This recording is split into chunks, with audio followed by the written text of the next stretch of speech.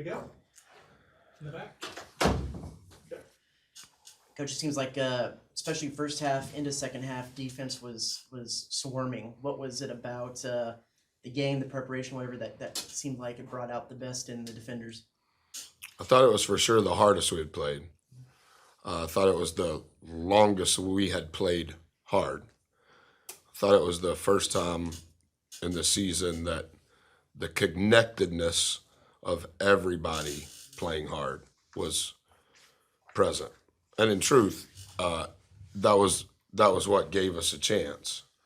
So I'm very encouraged by that. And I think that it's along the lines of what we've been talking about the last 2 weeks. That is the price of admission.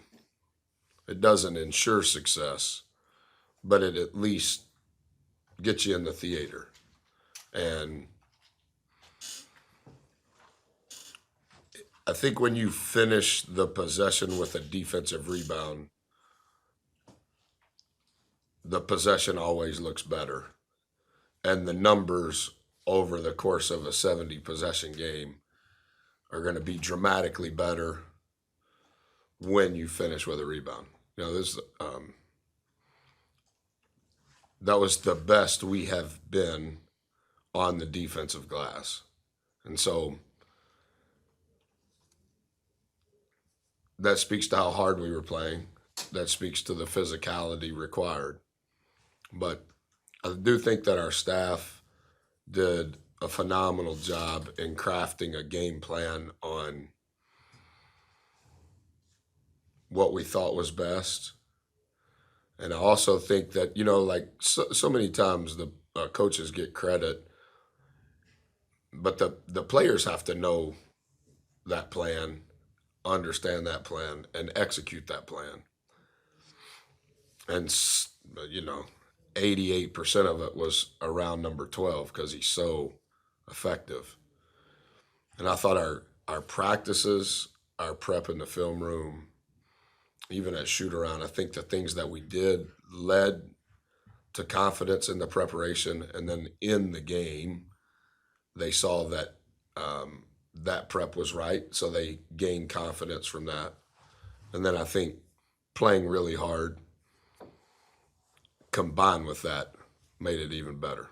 And then I know we talked about it a little bit, but Andre and Andy, seems like you can. It's I mean, I know you listen to everything that I say, and I'm never trying to act like I have all the answers, but for two guys that you look at their stat sheet and you're like, Buzz, why are they playing? You know, yeah, because they are doing everything that's not in a stat sheet that impacts winning. And, you know, you hear a lot of coaches at times, like, who are you without the ball? Like, how do you impact the game when you don't have the ball? And obviously when the opponent has the ball, how are you impacting the game? And then when you have the ball, offensively, your team does, you're going to spend more of your time without it than with it. Mason was telling me the other day there's some he pays attention to all the wrong stuff, but he was telling me that they've begun timing the amount of minutes that the kid from the Mavericks has the ball in his hand, and that it's the most in the history of the NBA. And don't want to get into that because I'm from down the street from Dallas, but whatever your opinion is on that, the flip side of it is when you don't have the ball, how much are you impacting the game? And I mean, Dre's been the first guard off the bench the last 3 games, and Andy's been the first forward off the bench the last 3 games. And they raised the play hard level. They raised the weak side defensive level. They dramatically changed the rebounding percentage numbers on both ends. And I think that they don't come off the bench necessarily and give us something in the stat sheet always, but they for sure come off the bench and give us something We had 6 first to the floors in the game by 6 different players. Dre in that, Andy in that. We had 3 different charges by 3 different players, Andy in that. Andy leads our team in charges. And he makes plays that are not in the stat sheet. Saw the offensive performance that Julius Marble had, and he played really well offensively. Are we finding out that's who he is, or do you look at that? Is that something that you kind of expect consistently from him? There was this old guy back when I was an assistant for Coach Lair at CSU, and that was back when the world was a little slower, and you'd have weekly coaches luncheons, like when people would go to the barbecue joint and listen to the coach and pay $10, and 5 of it went to Spring Creek barbecue, and 5 of it went to buy the kids an extra coat for winter.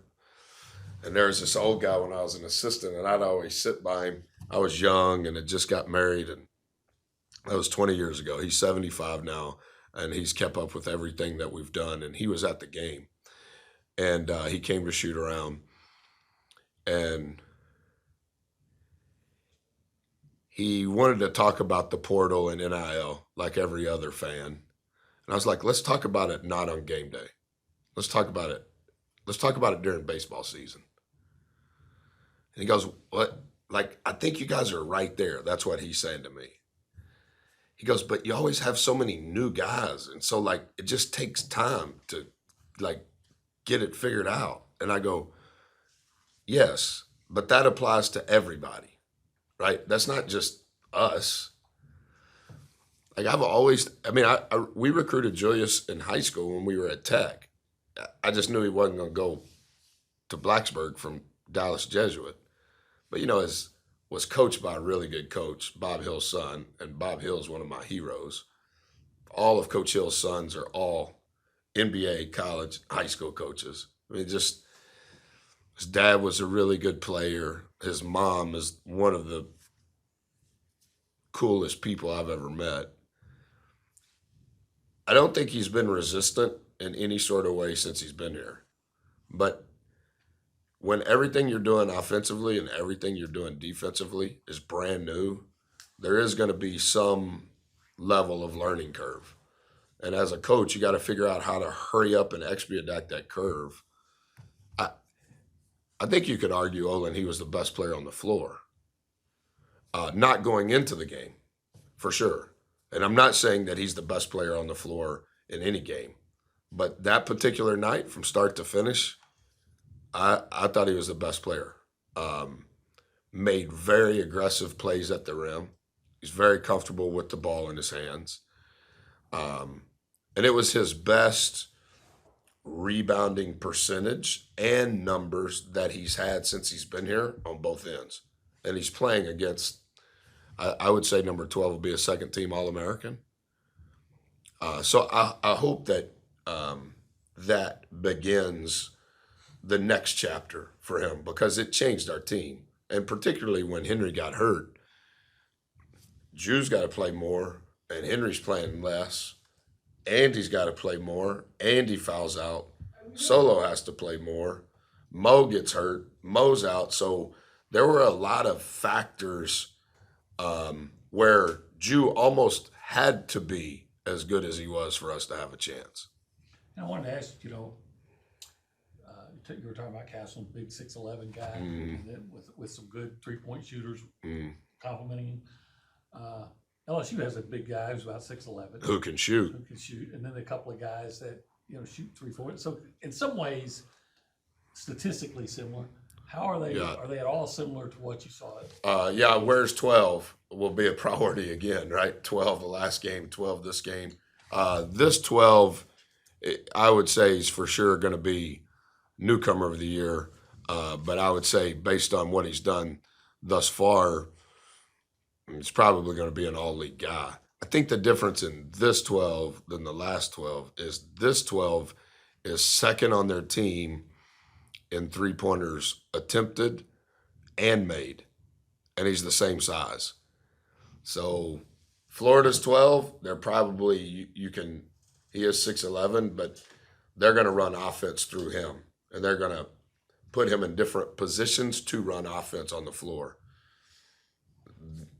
12 for LSU is the leading scorer, is the leading rebounder, is the leading offensive rebounder, is the leading defensive rebounder, and is shooting 51% from three. And it's not because he's 1 out of 2. He's made 58 of them. That's second on their team behind number 44, who's top 3 shooter in the league. So it's his usage rate will be similar, but how they use him is different. Faster, more athletic, and much more of, like, when you watch him shoot, you know how sometimes when you see a big kid shoot, you're like, I wonder if he thinks he's going to make that. When this kid shoots, you're like, oh, he believes he's making that. Like, he shoots it really, really well. And then around the rim, he's a monster. So y'all have to have a little bit of a defensive.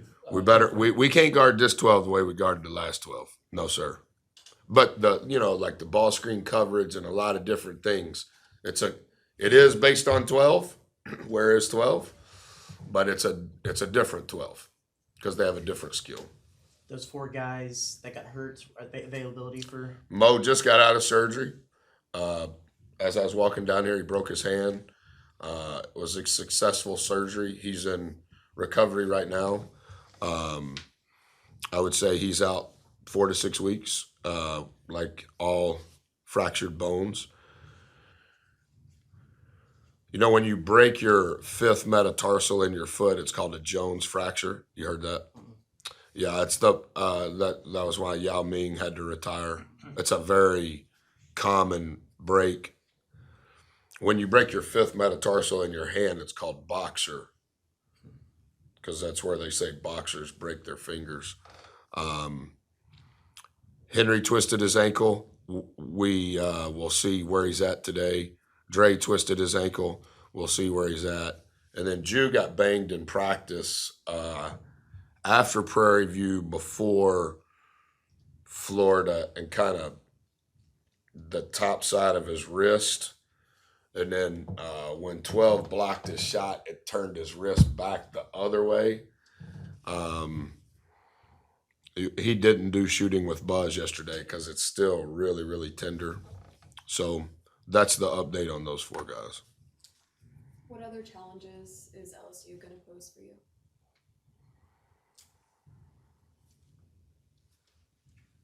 Well, it's similar to what I mentioned to you when we played the last game. This team is longer, more athletic, faster, but still very effective at the rim. 0 has been playing at an incredible clip, going downhill, getting to the rim. 12 puts a lot of pressure on the rim, but can really shoot the 3. 44 can really shoot the 3, will be statistically one of the better perimeter shooters. So I think that our ability to score at the rim and our ability to protect the rim will be a big carryover from our game on Wednesday.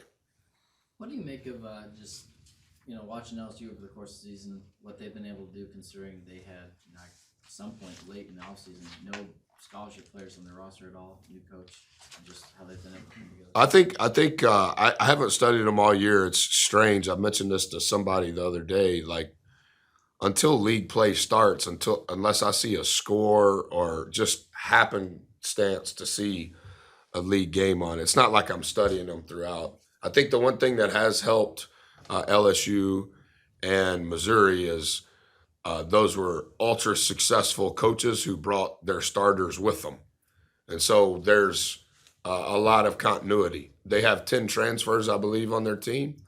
And 3 of those starters were playing the same number of minutes and the exact same style of play that they were playing at the previous institution with the current head coach. And so maybe that's another lesson in administrative practices post 2022. When you Coach Gates, Coach McMahon, they're winning 30 plus games. Just, hey, we're going to hire you, and you bring your crew with you. Their point guard, 12, 44 was hurt last year. But yeah, I think that continuity has allowed them to gain traction and have a lot of success really well. I mean, one possession game at Kentucky could have easily won that game. I mean, they could be undefeated. Well, it's y'all's ability to get to the line. I mean, you guys are some, if not the best in the nation at doing that. So how are you going to continue that through league play? Yeah, I think it's a big part of what we try to do offensively, and it's been a part of some of the things that we studied in the summer and what we have added to what we do offensively this year that we didn't do last year. I don't know, to be honest, that when we were studying it per se, that we thought a byproduct would be we were first in the nation in free throws made or third in the nation in free throws attempted. We did know it would be a portion of it, but if you look at the however many games we've won versus however many games we've lost, we need to make really good rim decisions, and we need to be the first team to the bonus in both halves, because our points per possession, I think, how many we make at Florida? 18. We had a couple of our not great free throw shooters miss, and then Boots doesn't need to miss. Boots was 4 or 6, I think. Boots was 4 or 6, and then our other guy. So we must have been 18 to 26. We want to try to get to 20, and I think you can divide this, but I think 19% of our points thus far through 14 games have come from the free throw line. As a team, that's really good. Boots is, well, I don't know, after 4 was 4 of 4 then, right? That's an angel number. 4 was 4 of 4. So that means 4 is number 1 in the league, and that means Boots is number 2 in the league. So it helps that our guys that can shoot and make free throws are getting fouled, which is good. We need some of our guys that get fouled to shoot better, and then we can get that percentage up maybe even a little bit more. Says there, Putting pressure on the rim is how we do it. yeah, it says Boots is 65 of 78, and 4 is 62 of 77. So pretty close. Yeah. It was I think 4 was up by 1 going into Florida, and then Boots was 4 of 6 at Florida, and 4 was 4 of 4. So that's why Boots is now number 1. Is that right, Brad? I think that Boots has been number 1. Okay. In free throw makes.